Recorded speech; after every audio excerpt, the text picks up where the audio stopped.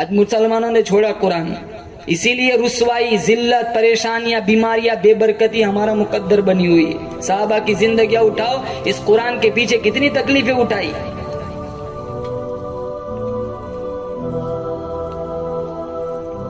آج بچہ ماسٹر امتحان لیتا ہے بچے کا کہ بچہ فیل ہے یا پاس، پروفیسر امتحان لیتے، ڈاکٹر امتحان لیتے۔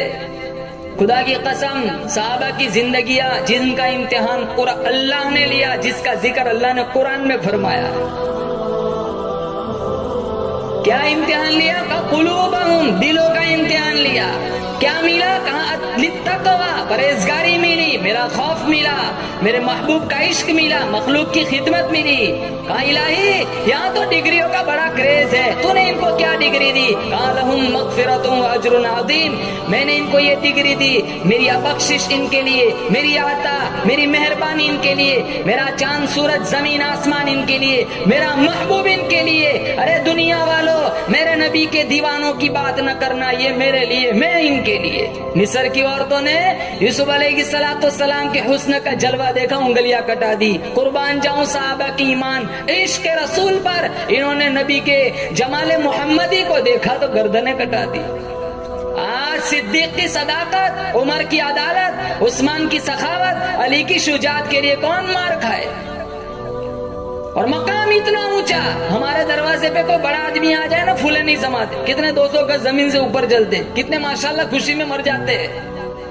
دروازہ دیکھو مقدر صدیق کا، دروازہ صدیق کا ہے، دلہا امام الانبیاء بن کے آئے، دلہا امام الانبیاء تشریف لائے۔ عائشہ رضی اللہ تعالیٰ عنہ کی عمر 6 سال، اللہ کے نبی صلی اللہ تعالیٰ علیہ وسلم کی عمر 53 سال۔ کون باپ اپنی بیٹی حوالے کرے گا؟ نعوذ باللہ، وہ بات نہ تھی کہ اللہ کے نبی کو سونے کے تخت پر بیٹھا ہوا دیکھ کر صدیق اکبر نے اپنی بیٹی حوالے کر دی۔ اس دن حوالے کی تھی جس موقع پر اللہ کے نبی کے گھر میں 4 دن کے فاقے ہوا کرتے تھے۔ اس کائنات میں اللہ کے نبی صلی اللہ تعالیٰ علیہ وسلم کے بعد سب سے بڑا امتی، میرا آپ کا ایمان ہے، صدیق اکبر رضی اللہ تعالیٰ عنہ کی ذات اقدس ہے۔ عشق تو انہوں نے نبھایا، جبریل کو نکال دو معراج نہیں، صدیق کو نکال دو ہجرت نہیں۔ جبریل سدرۃ المنتہا سے واپس آ گئے، صدیق اکبر آج بھی روضہ رسول میں ساتھ ہے، آج بھی ساتھ ہے۔ جس نے سب سے پہلے کلمہ پڑھا ابو بکر، جس نے سب سے پہلے مومن ہونے کا اعزاز پایا ابو بکر، جو سب سے پہلے ہجرت میں ساتھ چلا وہ ابو بکر، جس نے اسلام کی تاریخ میں سب سے پہلے کعبہ میں خطبہ دیا وہ ابو بکر، جس نے آقا کی گود میں سب سے پہلے 40,000 دینار رکھے وہ ابو بکر، جس نے آقا کو کاندھوں پہ اٹھایا ابو بکر، جسے قرآن نے ثانی اثنین کہا وہ ابو بکر، جسے قرآن نے والذی جاء بالصدق کہا وہ ابو بکر، جسے قرآن نے اولئک المتقون کہا وہ ابو بکر، جسے قرآن نے اذ یقول لصاحبہ کہا وہ ابو بکر، جو غار میں سب سے پہلے داخل ہوا ابو بکر، جو غار سے سب سے پہلے باہر آیا ابو بکر، نبوت چل کر جس کے دروازے پہ گئی وہ ابو بکر، جس نے نبی کو کاندھو، جس نے نبی کو گود میں سلایا وہ ابو بکر، جس نے سانپ کا ڈسنا برداشت کیا وہ ابو بکر،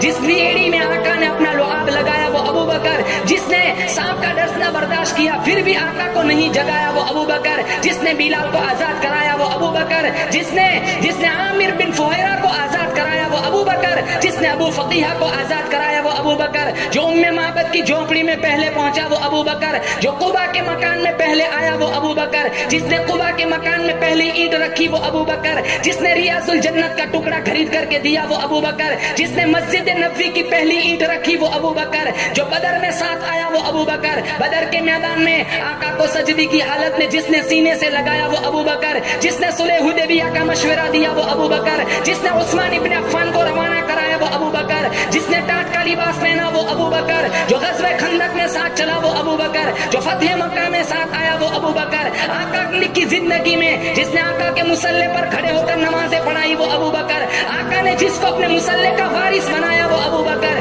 جس نے آقا کی وفات کے بعد مسلمانوں کو، امت کے ایمان کو سنبھالا وہ ابو بکر، جس نے منکرین زکات کا خاتمہ किया वो अबू बकर, जिसने मुसैलमा कज़्ज़ाब का खात्मा किया वो अबू बकर। अल्लाह के गुस्से को ठंडा करने के लिए आका जिसका नाम है अमाल पेश करेंगे वो अबू बकर। जन्नत के 8 दरवाजे जिसे अपनी तरफ बुलाए वो अबू बकर। आदम से ईसा तक तमाम उम्मतें बाहिर होंगी, जो सबसे पहले जन्नत में जाएगा वो अबू बकर। वो पहला मददगार, वो पहला सहाबी, नबी ने जिसे हर कदम पे दुआ दी, वो अफजल बशर बाद अंबिया है। वो जाने सदाकत, वो जाने वफा है। फरिश्ते उसी की अदाओं पे आशिक, उसी की नमाजों दुआओं पे आशिक। नबियों से कमतर, इमामों से आला, मोहम्मद से हरदम वफा करने वाला। बशर की शराफत का मेयार ठहरा, सदाकत का ऊंचा वो मीनार ठहरा। वो चलता हुआ एक बाबे हरम था, वो सारे का सारा कुरान जैसा, खुदा के एक एक फरमान जैसा। खुदा इससे राजी हुआ वो खुदा से, इसी के लिए है बड़े सब मरातिब। झुकाता है नजरे उमर उसके आगे, खड़ा हो के शाम सहर उसके आगे। वो कितना बड़ा है खुदा जानता है, वो कैसे बना है खुदा जानता है। सच्चे आशिक़ रसूल तो मुसलमानों ये थे। इमामुल अंबिया महबूबे किबरिया हजरत मोहम्मद मुस्तफा सल्लल्लाहु तआला अलैहि वसल्लम को अल्लाह पाक जल्ल शानू ने हिजरत का हुक्म फरमाया।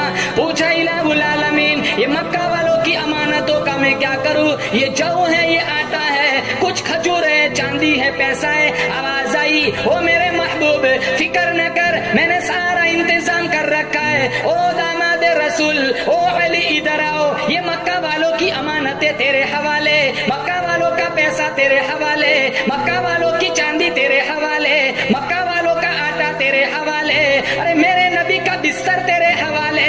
ओ अबू बकर इधर आओ, मेरे नबी की नबुव्वत वाली अमानत तेरे हवाले। किताबों में लिखा है हजरत अली हिजरत की रात नबी के बिस्तर पर जाकर सो गए। आज किसी के बेटे को पुलिस वाले पकड़ के ले जाए, बाप को नींद आती है, माँ को नींद आती है, नहीं आती, सारी रात की नींद हराम हो जाती। अगर किसी के भाई को पुलिस वाले पकड़ के ले जाए तो बहन को नींद आती है, नहीं आती। नबी को थोड़ा सा भी जान का खतरा हो, दामाद रसूल को कैसे नींद आ सकती है? हजरत अली किताबों में लिखा है सो गए। हजरत अली ने अपने इस अमल से साबित कर दिया। बिलाल साथ होता तो खतरा था, सोहेल साथ होता तो खतरा था, सलमान फारसी साथ होता तो खतरा था। अली ने साबित कर दिया, मैं साथ होता तो खतरा था, लेकिन साथ चूंकि अबू बकर है, अली का भी यकीन है। सारा जहान एक तरफ, अल्लाह का भेजा हुआ सिद्दीक एक तरफ।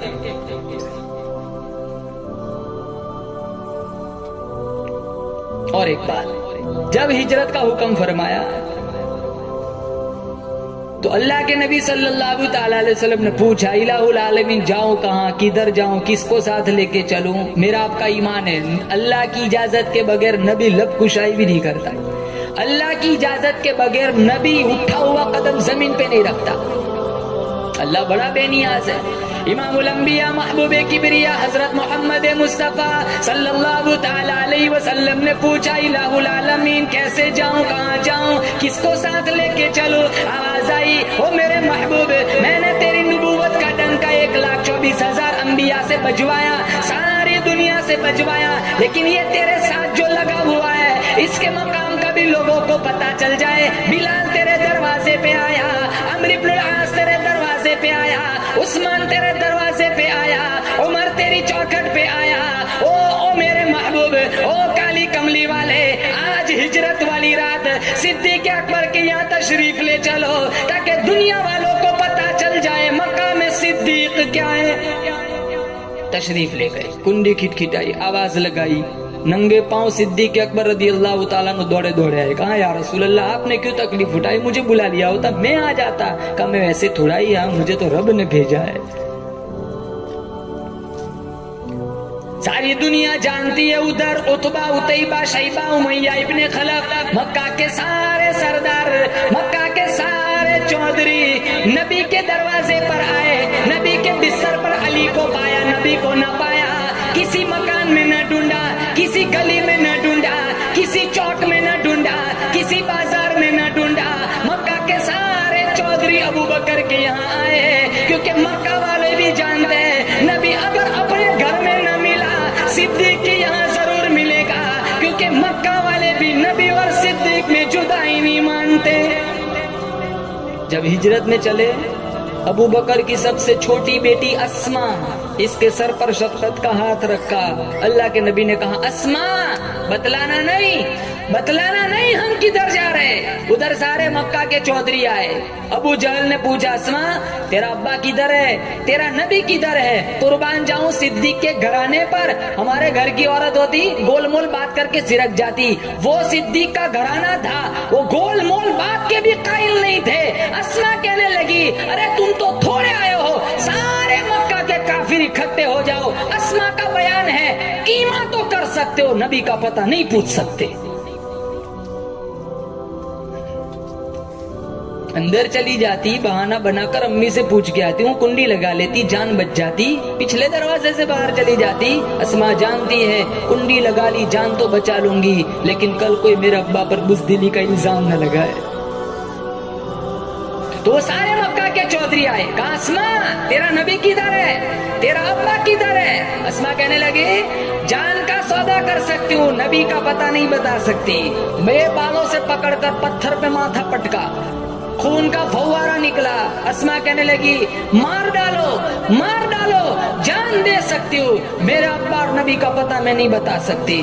پھر اتنا حوصلہ دیکھا, یہ جذبہ دیکھا, وہ سارے چلے گئے. اسما کہنے لگی امی میرے آقا کو بھوک لگی ہوگی, ڈبہ تیار کر میں کھانا دینے جاؤں گی. جتنے لوگ حرمین شریفین گئے ہوں گے, غار ثور پہاڑی دیکھی ہوں گی, کتنی اونچی پہاڑی ہے. اب تو سہولیات ہے, بیچ میں 3 ہوٹلیں آتی ہے, کھانا بھی مل جاتا ہے اور پانی بھی مل جاتا ہے. وہ اندھیری رات تھی, اسما زخمی جسم اور ڈبہ لے کر وہ ساری پہاڑی چلی ہے. اللہ کے نبی کے پاس پہنچی, پیشانی پر زخم دیکھا, کہا اسما یہ کیا ہوا؟ کہا مکہ کے کافروں نے مارا ہے. اللہ کے نبی نے دامن پھیلایا, ہاتھ اٹھائے, کہا الہی صدیق کے گھرانے پہ کرم فرما.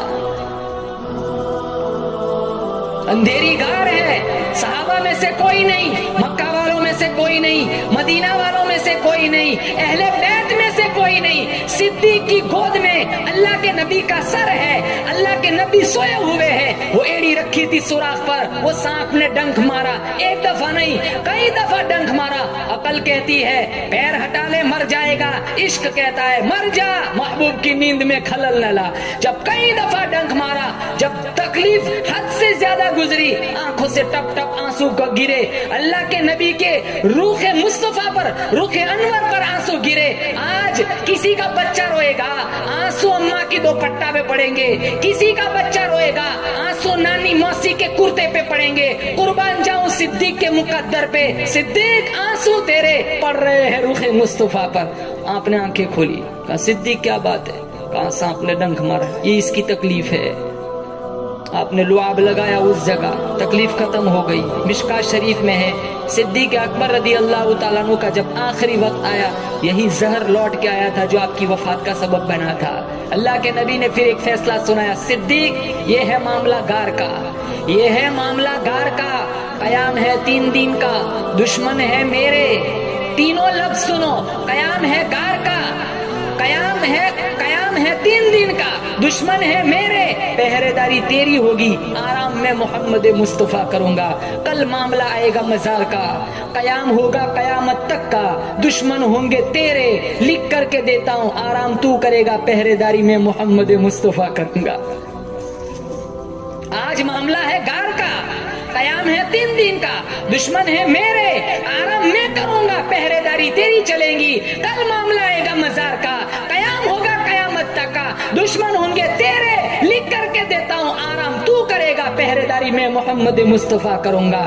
صدیق کا عشق مسلمانوں دنیا میں اس کی کوئی مثال نہیں. غار کا ساتھی, مزار کا ساتھی, جنت کا ساتھی, کوثر کا ساتھی, جنگ کا ساتھی, امن کا ساتھی, کھانے کا ساتھی, پینے کا ساتھی.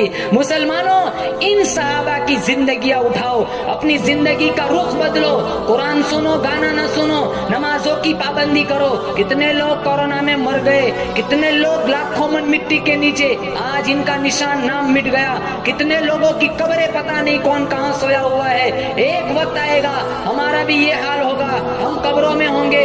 یہ ایک سبحان اللہ آج لوگ سوئے ہوئے ہیں, سبحان اللہ سورہ یاسین فاتحہ پڑھنے والا کوئی نہیں پہنچتا.